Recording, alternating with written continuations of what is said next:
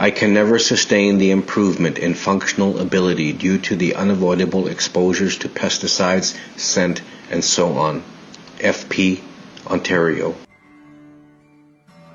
Everyday chemical exposures to things like pesticides, fragrances, laundry products, air fresheners, asphalt, etc. can leave me feeling as if I am quite literally being sucked into quicksand, and it feels like living in sludge, like my brain is immersed in sludge, like my body is trying to move through sludge.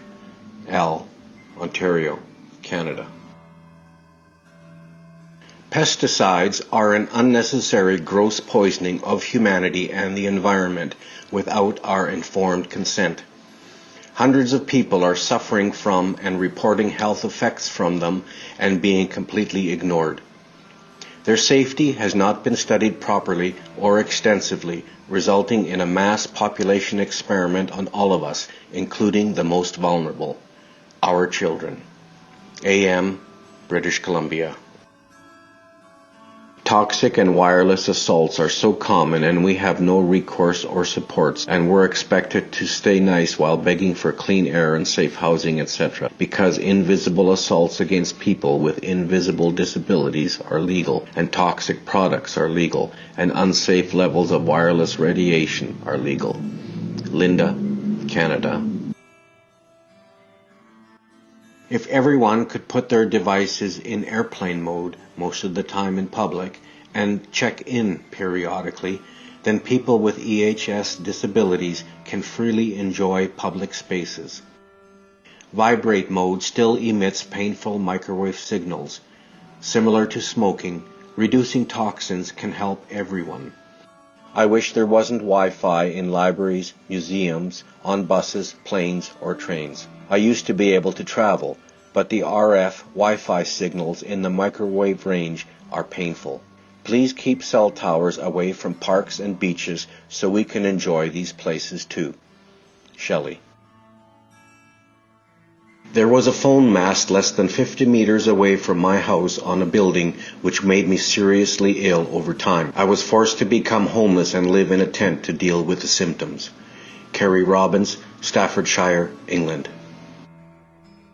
The longer I stayed in certain rentals, the sicker I would get. My pain levels were level 8 to 10 almost all the time. I could not even be on the computer anymore, so I tried to cope with the pain and exhaustion mostly by watching TV.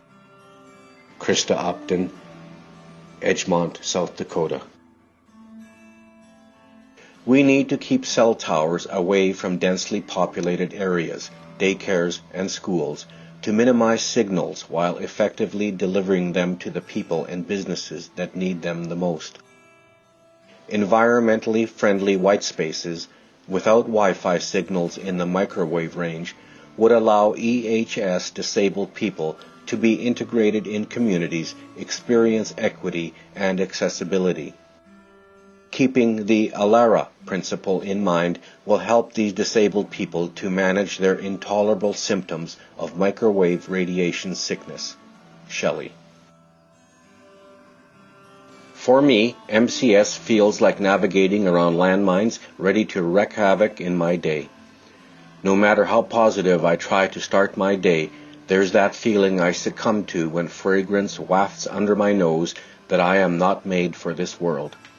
How can others go cheerfully about their normal lives when I am crippled by it? MR, location unknown. We moved 4 times in 1 year due to cigarette smoke or mold. Leanna, Indiana. I keep industrial fans on my porches to blow the scents and smoke back to them. Jane, South Carolina, USA. Even when we take all the precautions we can, we are subjected to toxic chemicals and other harmful substances from everywhere, because health-harming levels are currently allowed in virtually all everyday products and materials. Anonymous, Ontario, Canada. Everything we buy has to be aired out for at least a couple of weeks or washed multiple times in vinegar and bicarb soda to remove the chemicals and toxins before being used. Karen from South Australia.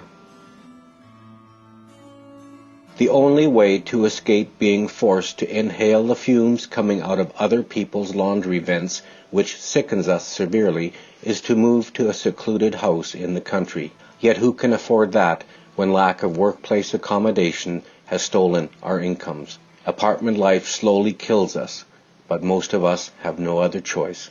KM, Ontario.